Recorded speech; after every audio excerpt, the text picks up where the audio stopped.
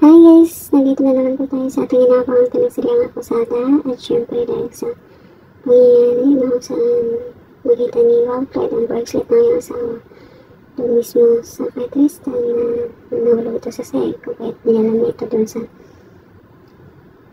kay Lorena kung kaya't gulat-gulat si Lorena nang binigay ito ni Walfred sa kanya at galit na galit si Walfred at hanggang nakauwi na ito pinalayas naman ito sila Tristan at Pilar at sa bahay naman kung saan busy ang lahat, hindi nila napansin na umalis si Leia at may dali itong backpack at nakarilikod. Hanggang nakarating ito dun sa malapit sa park kung saan napansin siya ni Ronnie na palakad-lakad habang umuulan kung kaya tayo na hinangin ni Ronnie yung at nagpaayaw sana nito sumunod dahil nahanap niya daw yung kanyang may at tito. Pero sa pilitan siyang humiga ni Ronnie para makasakay ito sa sasakyan sa bahay kung saan si Walfred ay talagang sobrang stress at alala sa kanyang anak kung kaya parang masama nitong umalis pati na din ang lahat ng mga kasambahay. Kaya biglang dumating itong si Ronnie na dala-dala itong si Leia kung kaya laking pasalamat ni Walfred. At yun naman, magiging mabangunan naman itong si Ronnie sa kay Walfred. Hanggang pa kahit pagdating sa opisina, siya nang nagko-comfort kay Walfred. Ito na mga abogado ni Lorena. Pwede pa rin tutulungan siya, pero ay naman, kailangan i-confirm. Pinunta nila ng Tristan itong bahay ni bahay ng home electronics, pero pagdating nila doon, naging gulat nila nung sinabi ng kapitbahay na madaling araw pa ito umalis at wala na daw ito doon sa bahay nila. Kung kaya tayo na sobrang nangbola itong si Tristan, pati natin si Pilar dahil siya lang naman ang nag-iisang witness ni Lorena. At yun na guys, ang mga anak ay sobrang nakakainis na talagang pwede itong si Ronnie. I'm sure siya talaga yung pumatay sa kay Joy na asawa ni Walfred. Ang mga nilalang masusunod ng mga. Thank you so much for watching. Please don't forget to like, subscribe, and press the bell button for you to notify ang mga next video. Thank you, bye!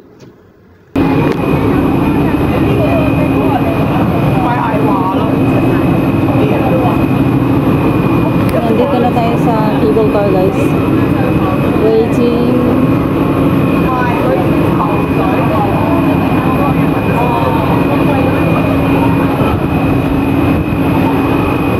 Bakit ha? Kuha kita? Natin.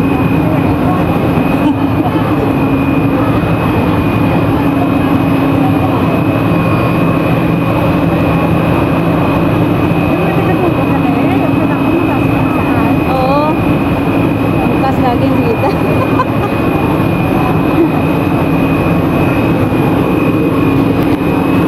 Magkabilaan.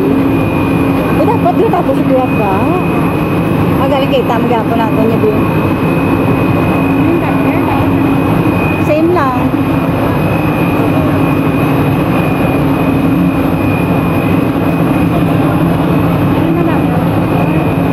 Pareho lang o. Hindi man sa tamang tungan. Makita man tanan niya yun.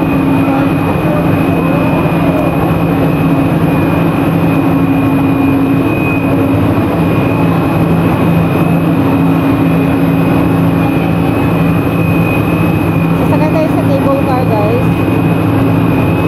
Siyempre, dalawa lang kami tigaan. Nag-aantay kami ng dalawa lang din. Dalawa lang kami.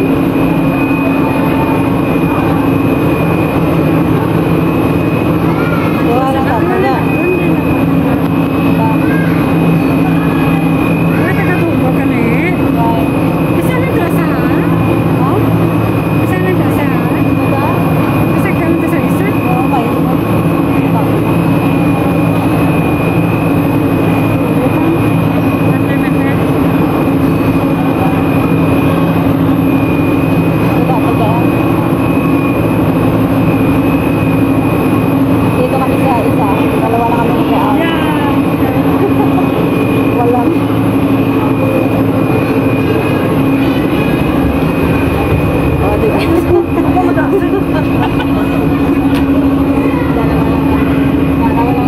po pag nag-video kami guys. Sarado ng taon. Sarado ng taon. Okay, sarap po. Joke. Sarado sa gano'n naman.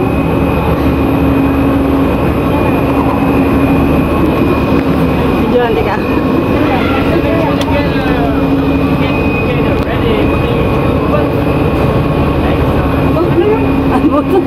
Kabayaran, taturo pa na ako. Pinicturean na kami ba? Mas matawag sa pinakaman sa ano. Hindi nga, dito. Doro tayo na kay ay. Sigurado, huwag naman kaya. Ito hindi mauro ah. Oh, sara ma-close siya guys kasi para safe. Oh, diba? Tatakbo siya guys. Wala hawak-hawak.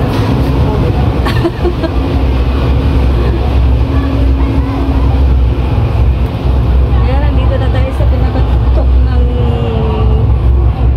tuktok. Hindi pa pala tuktok.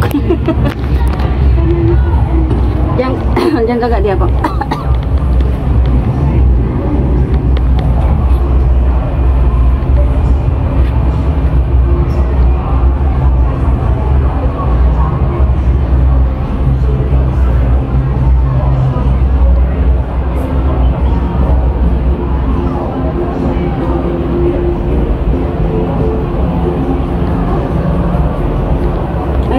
View mo dyan. Ano Alonson, taas ako dyan kanina. Dyan kanina. Dyan ako, taas magtabi ni ilan ko ha.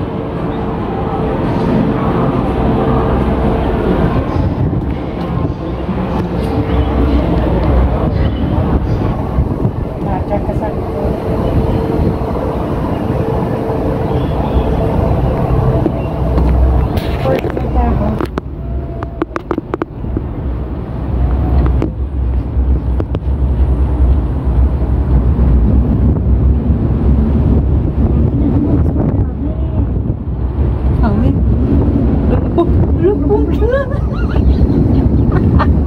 May bagyo.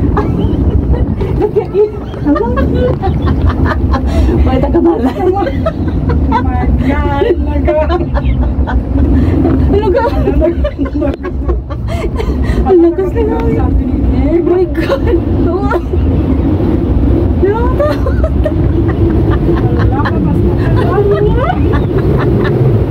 Nalakatakot kasi lakas ng hangin. Oh my God. Ang nita ko kasi kahit di ka magbalik.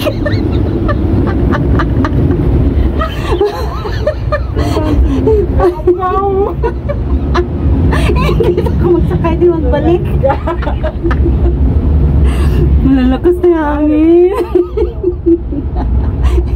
Oh my God. Kung lagta sa gabi, nagatuyan ta sa gabi. Hindi. May bagyo.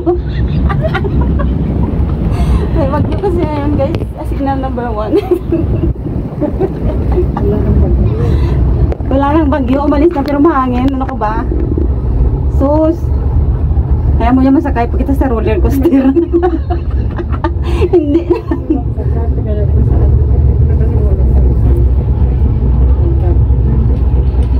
Na masakay po kita di ka pabalik. Kaya ito ka. Agi, itangan sa business na. Hindi ako.